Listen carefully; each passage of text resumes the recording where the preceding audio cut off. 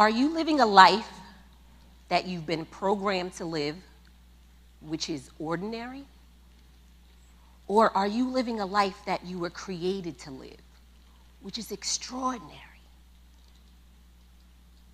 I want you to close your eyes for a moment, and I want you to imagine yourself in captivity. I mean, a really, really bad situation. I want you to really think about what that feels like. You're handcuffed, you're shackled, you're bound, gagged, tied up, blindfolded, and thrown into a cage. Imagine what that would be like. What would you do to escape? Seriously, what would you do to escape? You're in captivity, freedom is right on the other side. What would you do to escape?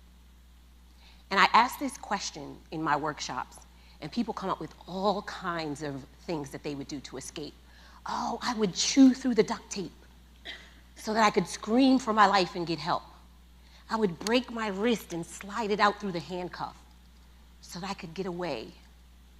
Or I would just knock myself on the floor, kick myself over to the cage, and bang on it until someone answered. So there's this idea that when we find ourselves in a very difficult situation, we will do whatever it takes to escape, right?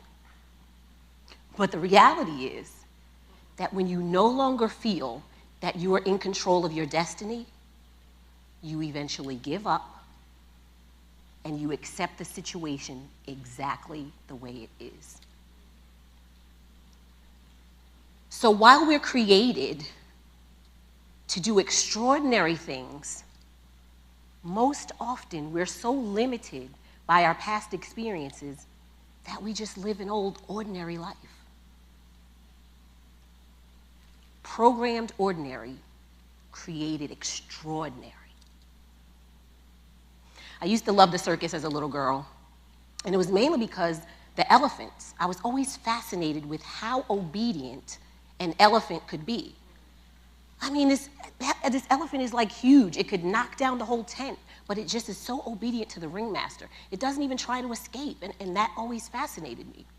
So what I learned was, when an elephant is in captivity, is a baby, it's tied to a big tree with a thick rope or a heavy chain every single night. And because it's within the elephant's nature to roam free, it continues to tug and tug because it wants to get away. But because the elephant is not yet strong enough, it's unable to break free. So it tries and it fails, and it tries and it fails so many times that it eventually gives up.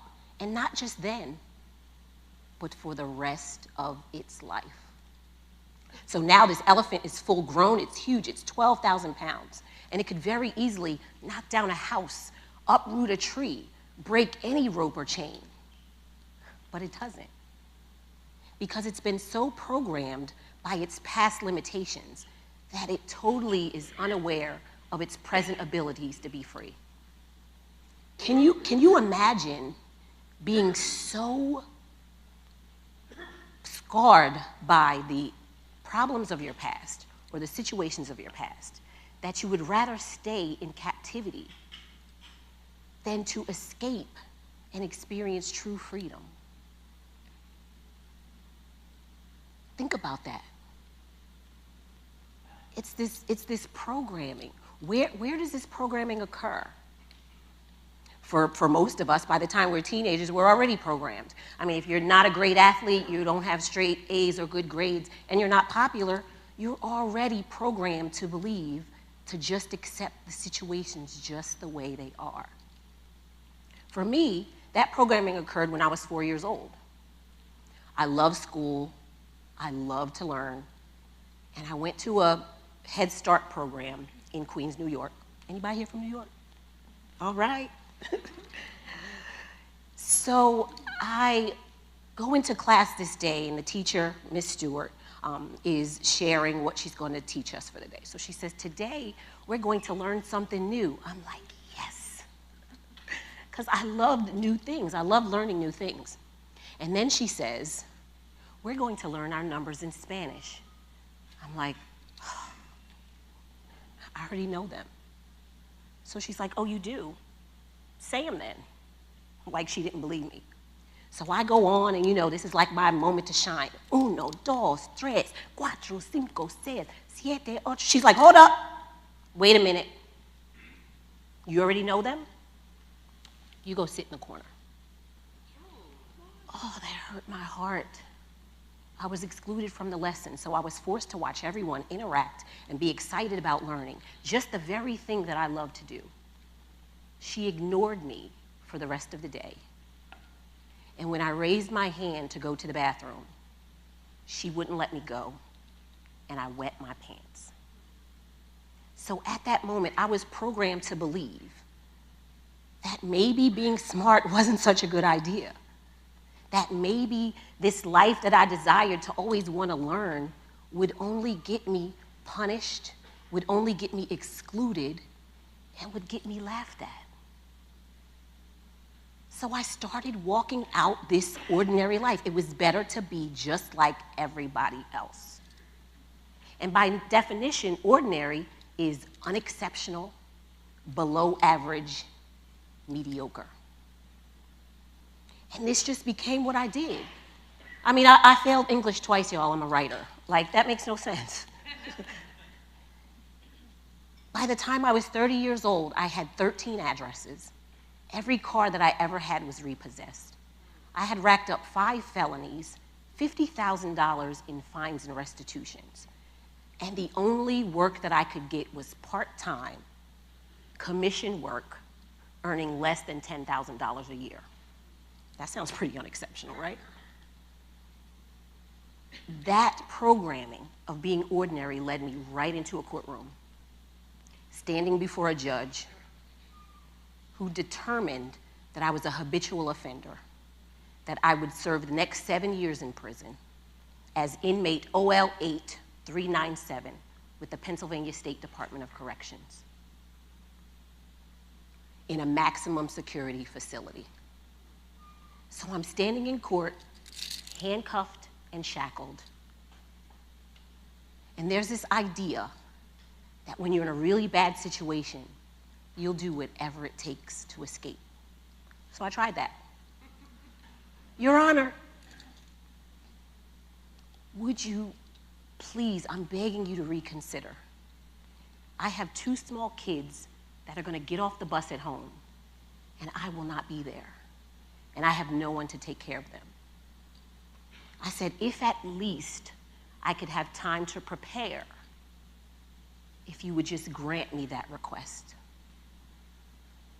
He says, okay, young lady, did you have these children when you committed these offenses? I said, yes, sir, Your Honor, I did. He says, well, your request is denied, and your sentence starts today. So I'm standing there, handcuffed and shackled, just like the elephant. And in that moment, I felt just like I was in captivity, bound, gagged, tied up, blindfolded, and thrown into a cage. But the reality is, when you feel like you are no longer in control of your destiny, which I didn't, and you have this idea that you want to give up.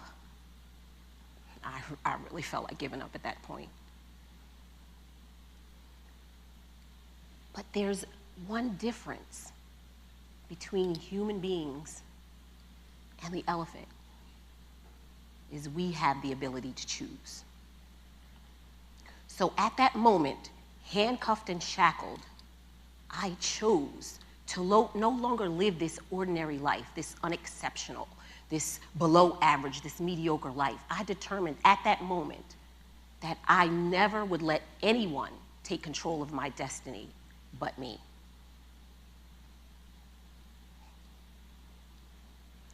So because I chose I'm no longer tied to the limitations of my past. Because I chose, I am not living up to the label of ex-offender. Because I chose, I have no connection to this recidivism rate. I beat the odds. And because I chose, I make a heck of a lot more than $10,000 a year. So I know some of you are thinking, that's a great story, but I've never been to prison. But maybe you have. Maybe you're in prison right now. And not a physical prison. Maybe it's one of your own making. Maybe you're just like the elephant.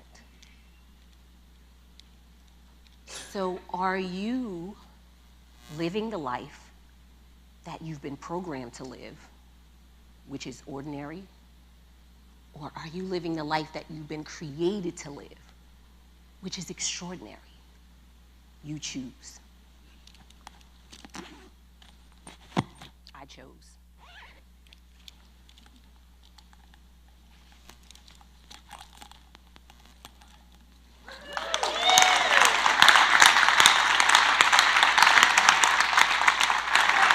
Thank you.